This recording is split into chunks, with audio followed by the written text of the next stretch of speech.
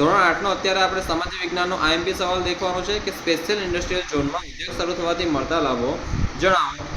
તો કે ઉદ્યોગ માટે જમીન, પહેલાં તો સ્પેશિયલ ઇન્ડસ્ટ્રીયલ ઝોન શું હોય તે આપણે દેખીએ। બરાબર, ઉદ્યોગોના વિકાસ માટે સરકાર કેટલાક વિસ્તારોમાં સ્પેશિયલ ઇન્ડસ્ટ્રીયલ ઝોન બનાવે છે, એટલે કે વિશેષ ઇન્ડસ્ટ્રીયલ અથવા ઇન્ડસ્ટ્રીયલ આપણે ઔદ્યોગિક કે વિશેષ ઔદ્યોગિક વિસ્તાર।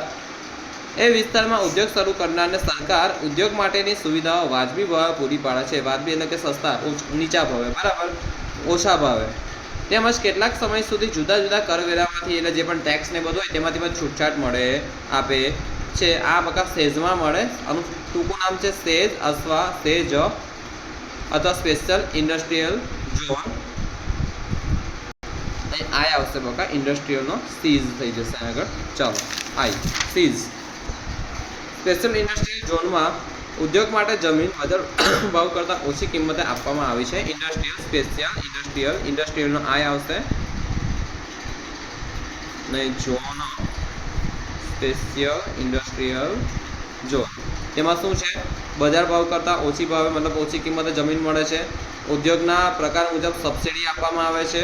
પછી ઉદ્યોગ માટે જરૂરી પાણી અને વીજળી જેવી સુવિધાઓ પણ વાજબી એટલે કે સસ્તા ભાવે મળે છે। બરાબર, અને ઝોનમાં રોડ છે, ગટર જેવી વ્યવસ્થા પૂરી પાડવામાં આવે છે, એટલે કે રોડની ગટર આપણને મળી રહે તો પરિવહન આરામથી થાય। કોઈ પણ વસ્તુ બનાવો તો એક જગ્યાએ બીજી જગ્યાએ રોડથી પહોંચી જાય। બરાબર, પછી બેંકમાંથી ઓછા વ્યાજની લોન આપવામાં આવે છે। કયા વ્યાજની? ઓછા વ્યાજની, એટલે કે જેથી એ લોકોને સરળતા રહી। અને કેટલાક સમય સુધી જુદા જુદા કરવેરામાંથી ટેક્સમાંથી પણ મુક્તિ આપવામાં આવે છે। એટલે બગા સાદી ભાષામાં એટલું યાદ રાખવાનું કે સ્પેશિયલ સ્પેશિયલ ઇન્ડસ્ટ્રીયલ ઝોનમાં તમે ઉદ્યોગ ચાલુ કરો તો તમને દરેક વસ્તુ સસ્તા ભાવે મળે, અને દરેક વસ્તુ સસ્તા ભાવે મળે તો તમે વસ્તુ જે પણ બને તેની કિંમત પણ તમે સસ્તી રાખી શકો। જો એની કિંમત સસ્તી રહે તો લોકો સસ્તી વસ્તુ લેવા આગળ થશે, ત્યાં પછી તમારે માર્કેટમાં માંગ વધશે કે આ તો સસ્તું વેચે છે એટલે અમે તેને ખરીદીશું। બરાબર, અને તમે મતલબ કે આપણે બજારમાં એ વસ્તુ ખરીદશે તો કંપની ઓટોમેટિક તેનો ગ્રોથ થશે, અને કંપનીનો ગ્રોથ થશે। જો કંપની ભારત દેશમાં હોય તો પછી આખા ભારતનો ગ્રોથ થશે। બરાબર ને, એનો ભારત આગળ વધશે ધીરે ધીરે કરીને।